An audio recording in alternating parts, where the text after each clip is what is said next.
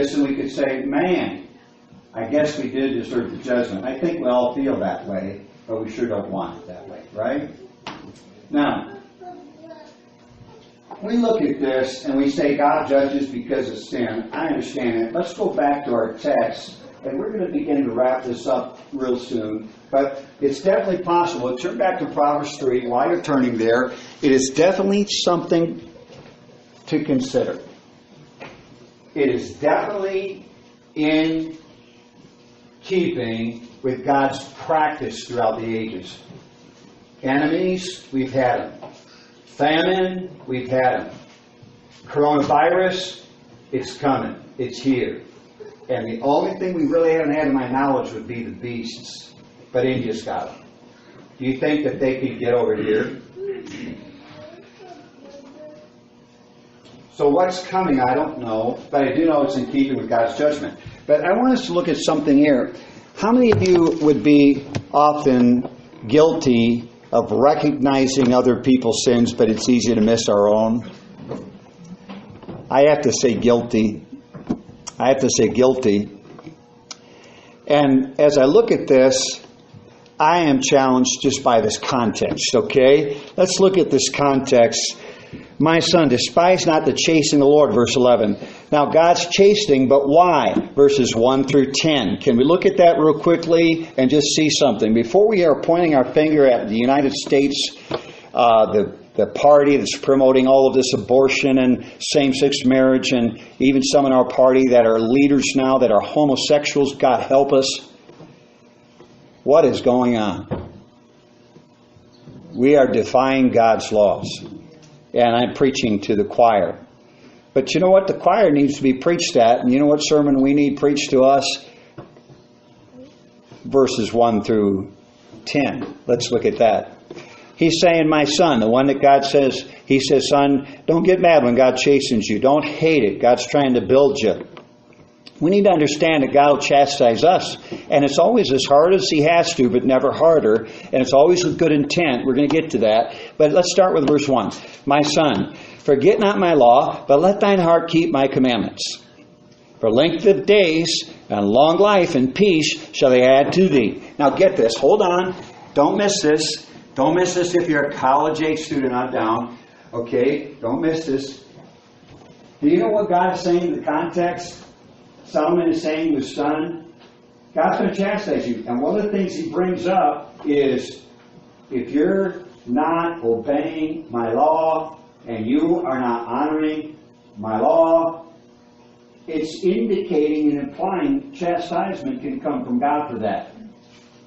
Now, sometimes we think that there are little sins and bigger sins, and the fact is there are little sins and bigger sins. You say, oh no, not all sins are equal. They are in one sense, but they aren't in another. What do you mean? One sense, they're equal. Because if one person tells a little tiny white lie, it separates them from fellowship with God. But if somebody's a habitual liar, it separates them from God. If somebody tells a white lie, they spend an eternity in hell without the blood of Jesus. But if somebody tells a bunch of lies, they spend an eternity in hell without the blood of Jesus. That's right, that their sin is sin in that sense. But Jesus said to Pilate, the one that delivered me to you hath committed the what? Greater sin. So some sins are greater than others in God's eyes, I think.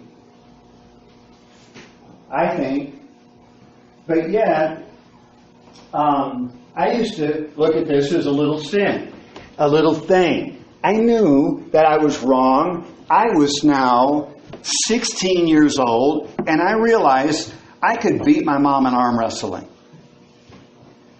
And my mom was telling me what to do. I said, come on, Mom, I'm 16. She put me in my place. I remember when I was 20 years old, and I came down from Bible college. I was training to serve the Lord and to win the world to Christ and tell teenagers, obey and honor your mother. And my mother told me I couldn't do something. I said, Mom, I'm 20 years old. I can. My mom said, no, you can't. I said, come on, Mom. I'm 20 years old. She said, you cannot. And I knew if I did not obey my mother, I would never eat food again. And if I didn't straighten up, I was going to be in big trouble. And my mom actually swatted me a couple times in the backside for that one. in the well-padded place that God provided. Didn't hurt, but it did catch my pride. And it knocked me down where I needed to go. And you know what? Even if you can beat your mom or your dad in arm wrestling, you still honor your father and your mother, period. And by the way, you honor, not have to obey, but your children's grandparents. And when you don't, then that is breaking a command of God. And that makes a person a candidate for the judgment of God. And so I think sometimes we'll look at all the things that others are doing, and that's why God sent this virus, if God did send it. I know He allowed it, but if it is God's judgment, could it be that the rebellion of our youth, and even Christian youth, has a part in the reason we're being judged? Something to consider. We can't take care of all those abortionists, but we can take care of our hearts. Now, look again at verse 3. Let not mercy and truth forsake thee. Bind them about thy neck. Write them upon thy tablet of thine heart. Mercy and truth. Are we people that are telling little tiny white lies? We could be part of the reason we've got what we've got. I mean, seriously. We could be. We could tell white lies or black lies, and we could be part of the reason for judgment because we tell a lie. God says it's an abomination. You lie, you commit an abomination. You're a candidate for the judgment of God. I lie, I commit an abomination. God's against it, heavily against it. And He calls it an abomination. And verse 5, trust in the Lord with all thine heart. Lean not on thine own understanding. If we're people that are saying that we are trusting in God, but we're thinking more like this: I'm going to be fine. Jehovah bank account's got $2,000 in it. I'm going to be fine. Jehovah Visa's going to be able to take care of this if I have a problem. I'm going to be fine. Jehovah IRA's got me covered. And we can talk with our lips like we're trusting the Lord with all of our heart, but we're leaning on our own understanding. And you know what? There's not much difference between praying down to Jehovah IRA, praying down to Jehovah Visa, than praying down to a little golden idol, because it isn't going to provide for you. So what we've got to do is adjust our hearts and just see. I tell you what I did when coronavirus hit. I sat down just to see, God, is there anything in me you don't like? And I think that's a good thing to do. Now, as we continue, and we're going to have to wrap this up, I want you to look at the next verse, in verse 7. Be not wise in thine own eyes. Don't be proud. Fear the Lord.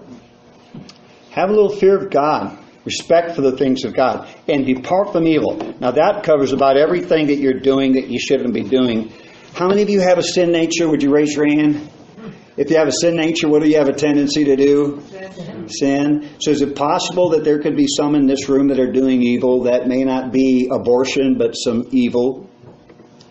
We have got to acknowledge it and own it, because this is all in the context, chastening of the Lord. Doing evil. Well, I didn't think it was that big of a thing. And then it follows up with God chastens. He chastens. And then you look at verse 9. And this is something that is right in the context, so don't get mad at me. If you do, then God will kill you. No, I'm only kidding. All right, notice verse 9. That was blasphemous. I was kind of joking, but God knows what I'm trying to say, trying to have a little humor in there. But look at verse 9. It says, honor the Lord with thy substance, and with the first fruit of thine increase. So shall thy barns be filled with plenty, and thy presses shall be burst out with new wine. You know what, folks? God's made very clear, and this has nothing to do with my offering. God's made very clear that the first fruits belong to God. And God's made very clear, by example at least, that a tithe belongs to God of what we have. Now, I was in Aruba, and I was with some people that had just gotten saved. It was a miraculous meeting. We had a church of 20 people. We had about 20 more people get saved. It was a great meeting. I went back the next year, and that pastor went into sin. But most of those 20 people are still there. And so he said, I'm just going to shut the church down. I'm going to send everybody back to the Catholic Church. I said, what? You can't do that. I'll be back. So we rearranged the schedule. We're able to get back. And I spent 2 weeks just trying to take them through it with God's help. I never done anything like that before, but it happened. We got through it.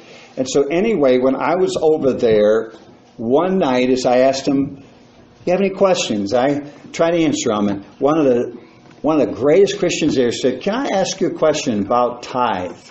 I said, sure. What is it? She said, well, 10% seems like an awful lot of my money. Is it really true that we need to give 10%? And I said to her, well, there's a story. There was a man who made $5 an hour and he tithed. He gave $5 a week and he tithed and he gave 50 cents. So God blessed him and gave him a job making $50 a week. So he tithed on that and he gave $5 a week. So God blessed him and gave him a job making $500 a week.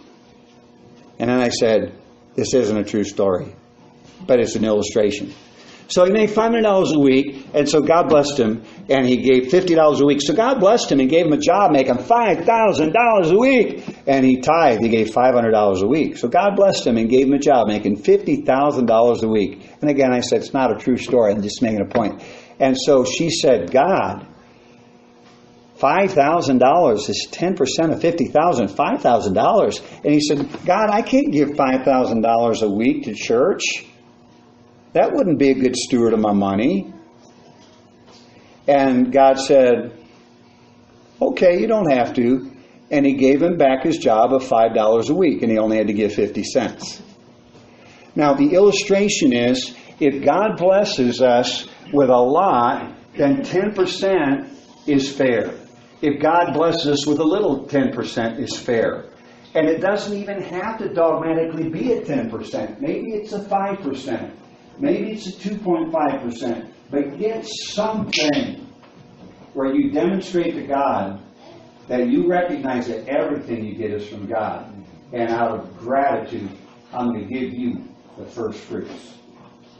And you know what? By the way, not only does it say God blesses it, but the reason I bring this up, get it. It's right in the context of God chastening. Because they failed to give their tithe. Now, you are dear folk and good folk, but I do want to encourage you, don't rob God of your tithe, okay? Make sure you give it. And you just wait and see if God blesses you. And if He never does, and He gives you less, then only give less. 10% of nothing is nothing. But just make sure that you don't disobey the principle of tithe. Because you want to obey the Lord. Now we're going to close with this. You say, praise God, we're going to close. If it is judgment, I want us to notice this. If coronavirus is a judgment, and we're part of this judgment, I wish I had more time, but let's just go into some closing thoughts. Look at verse 12 of Proverbs chapter 3. Verse 11, my son, despise not the chasten, Lord, neither be weary when thou art corrected. Why? Verse 12, for whom the Lord loveth, He correcteth, even as a father the son in whom He delighteth.